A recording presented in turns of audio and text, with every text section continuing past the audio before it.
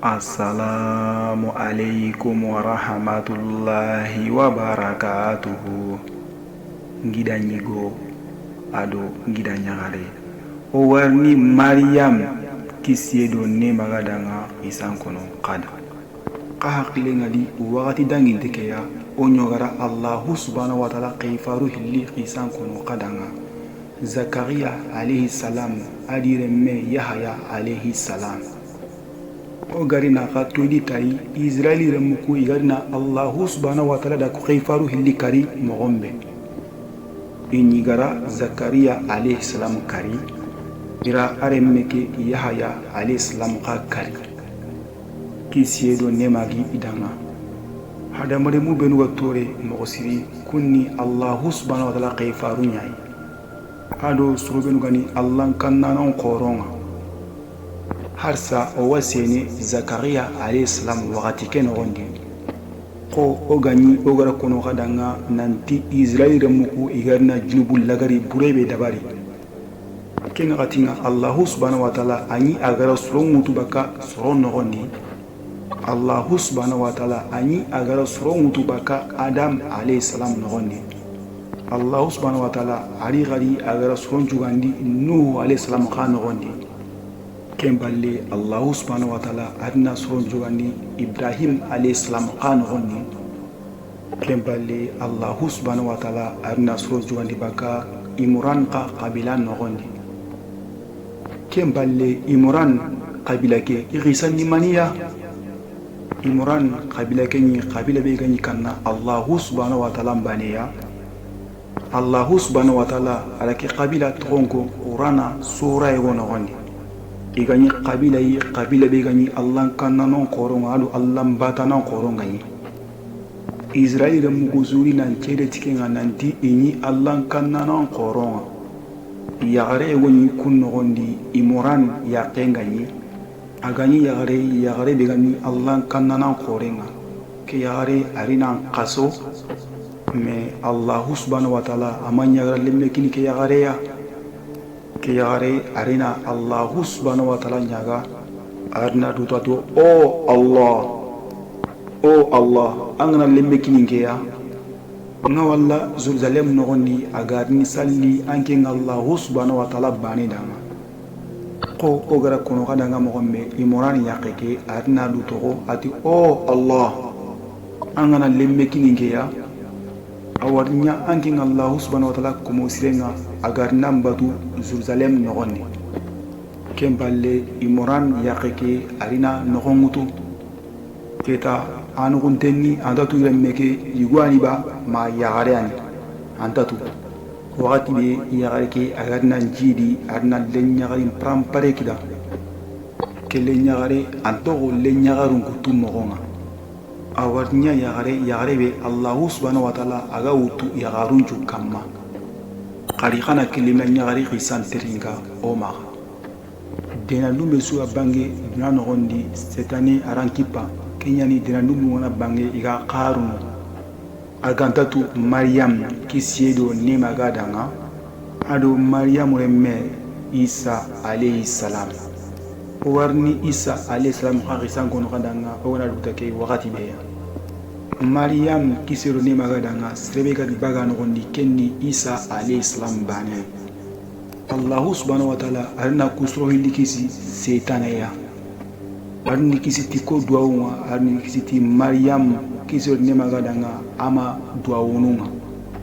kemballe Maryam kisiedo nema gadanga awarni bange dunano gondi kelle nyagare be soronga dalla duku Imran yaqe awarni lemme kita indatu keta iwani ba ma yagadani ba aswa sikina ki kota khore dugu barna aswa tunanti Imran qabila kenyi qabila be gani kanna Allah subhanahu wa ta'ala bane iga Allah subhanahu wa ta'ala bane bata kemballe yagare ki agarna njidi agarni remme kori yagare ngani arna do o Allah amma wari banga jiriti le nyagare nyai maga lemmeke awarnya yigo nyai golle nogondi yagare ado yigo intabana golliya mogoya barna le nyagare ke abana liniya Jerusalem nogondi jungarni kiyen siri siri bi hakle to qadi agarna korosi mo siri kemballe israeli remuku kubenwa kana allah subhanahu wa ta'ala bani suamulana maryam kisor ne magada ngana korosi na tanga usro suamulana maryam kisor ne magada ngana korosi na tanga barna abaka imran qabilan noyani kemballe kususugiri nandaga maryam ma bangenga iswa kono nanti yuamulla ni remeke khali kunwa korosi idami o maryam ma ngalle nyaal ki nga kortini ngarni gande bosiren ginayi ado ngarni jim bosiren ginayi a khali hinkeya kusuro ben wala kati maryam mayi kusuro nogondi allah subhanahu wa ta'ala khifare ni di zakaria alayhi salam sado iga karni zakaria alayhi salam aga maryam ma bangenga ko suro kutum mogonga mulla ina maryam khali gai igana haqlen doari igalla krosini mohammed kemballe surku wari humu wakati be iti o warni tiras ndabari qalo mena ganga iti khasuno gondi hos nari gumamu to gani guma bita jike no gondi kemballe israila mu kubenga kana allah subhanahu wa ta'ala zakaria alayhi salam gi no gondi hosirni gumalle memutu na hayta jinno gondi serebe allah subhanahu wa ta'ala ngra sugandi nantana i haqlen to maryam di ana krosi ken kamanne aguma lemmeke antere do wembatenga kemballe suru kusugarni guma guita jike no gonde asuguma na ro wembatenga ko guma ma ro wembatenga allah subhanahu wa ta'ala qifari zakaria alayhi salam awurnya serebe haqlen to maryam di agarna krosi allah subhanahu wa ta'ala arna kille ne qaliya zakaria alayhi salam ya agarna korosi ina maryam qaliya zakaria alayhi salam ya aga korosi ni aga tangana maryam kisiedo ne magadanga arna to jerusalem no gondi aga allah subhanahu wa ta'ala bani bata aga simmene do allah subhanahu wa ta'ala bani aga sujudi ni allah subhanahu wa ta'ala aga bata batmo jo hore kemballe allah subhanahu wa ta'ala arni kawandu gorongini maryam ya kemballe kenni mani kawandu ya kawandu benu allah subhanahu wa ta'ala gar kini maryam ya komi ogara kono kadanga mo me nanti ira maryam qaliya zakaria alayhi salam ya aga kurusni aga haqlen to khali zakaria alayhi salam awarni ganni gini maryam ya ado jimbo sidan kinai awi haqlen do ko maryam di kisori ne magadanga awa korosini mo siri wakati zakaria alayhi salam awarni kabo konta ho qoro wori maryam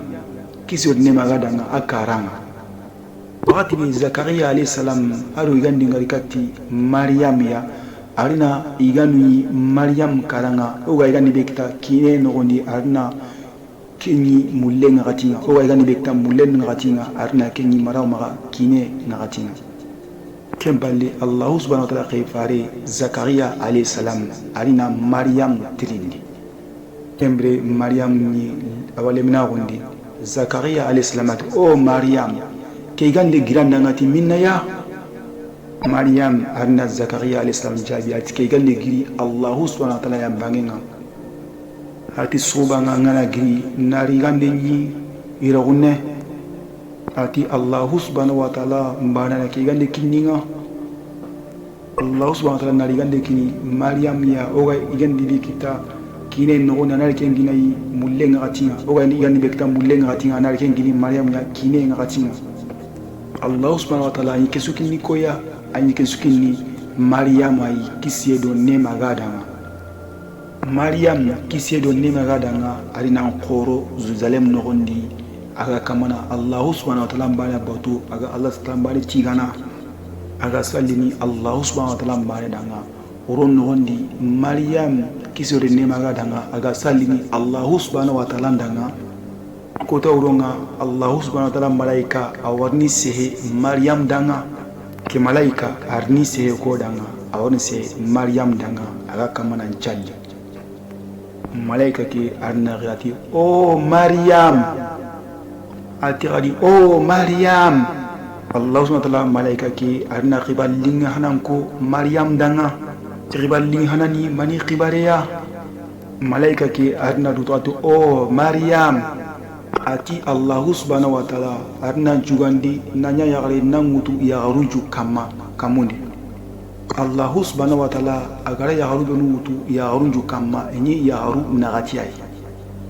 ohanani asiyai Firauna yaqinani hilani Maryam kisiedo nema gadana sikandini Khadija bin Quhayli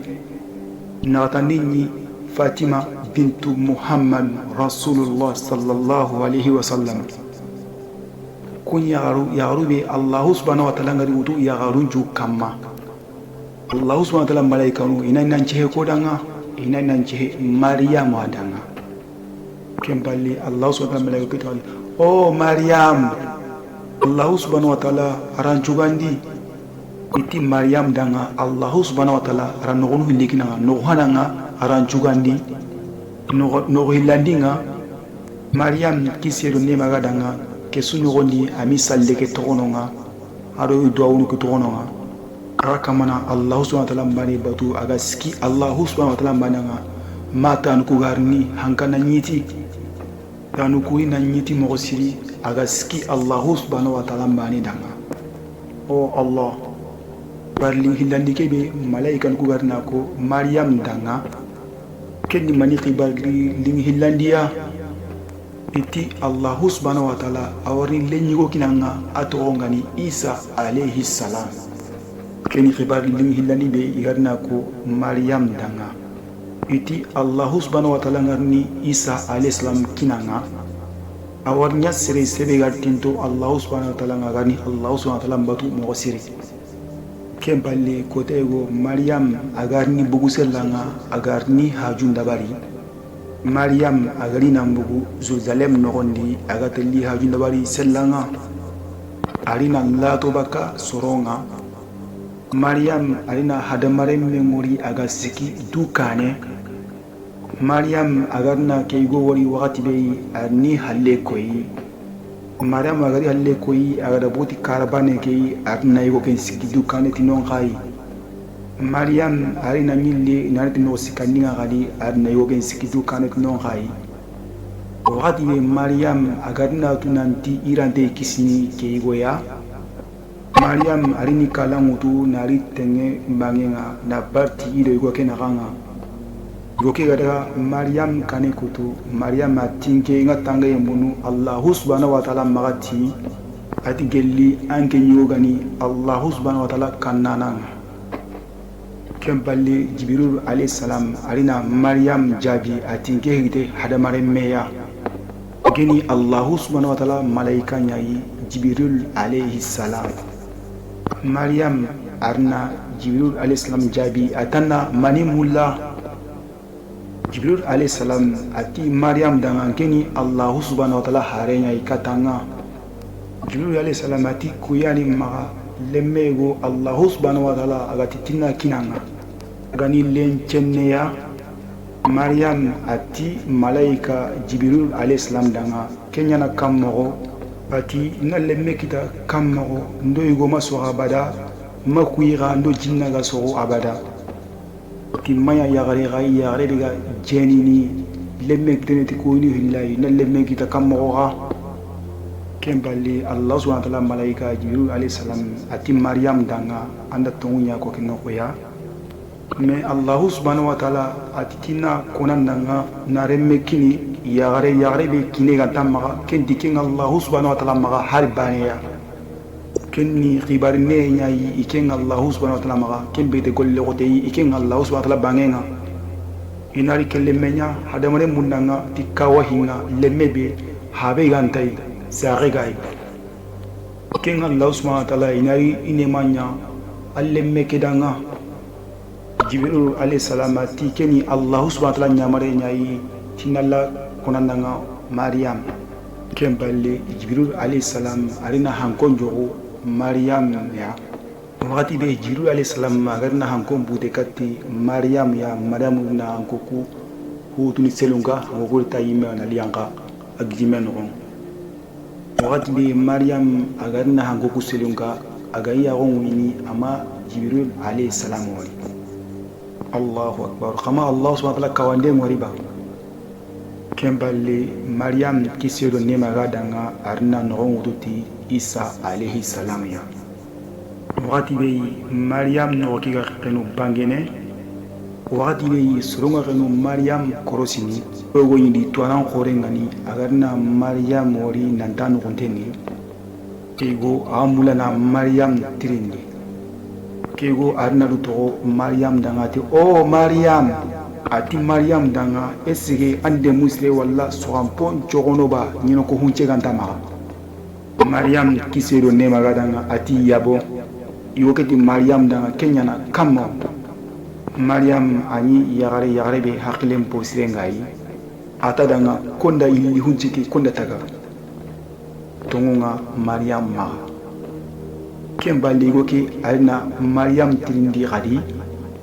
ati eske sere da walle me kitaba leme be habe gantai Maryam ti yabo kella nyana yoketi Maryam danga kenyana kammo Maryam ati yoke danga konda Adam alayhi salam taga sari gantai habe gantai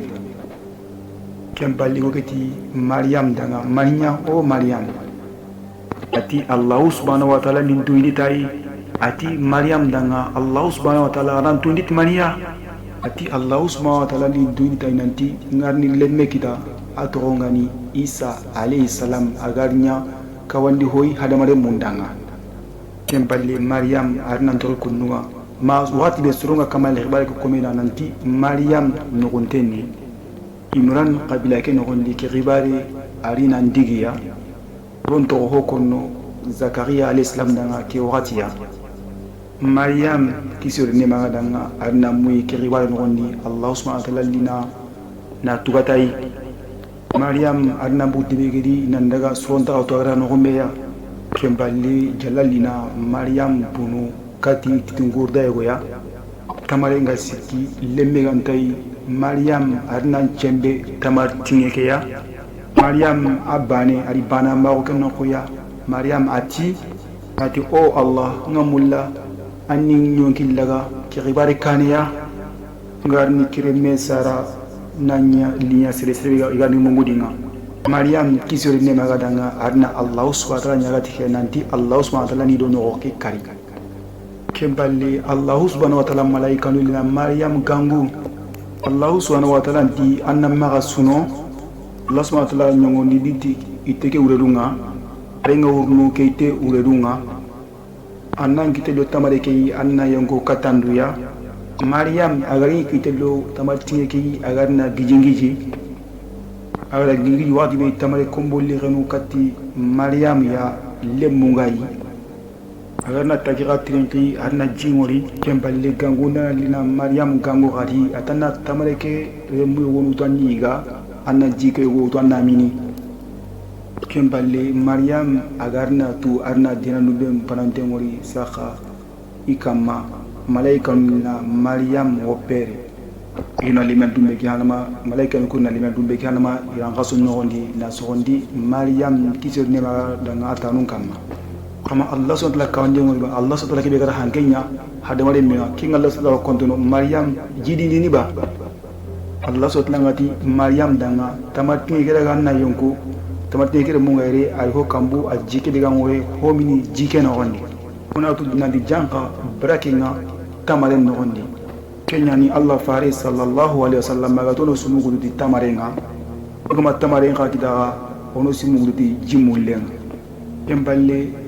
Maryam anna lemne ke ututi kitunga Allah same antatu daga ngana tinogomeya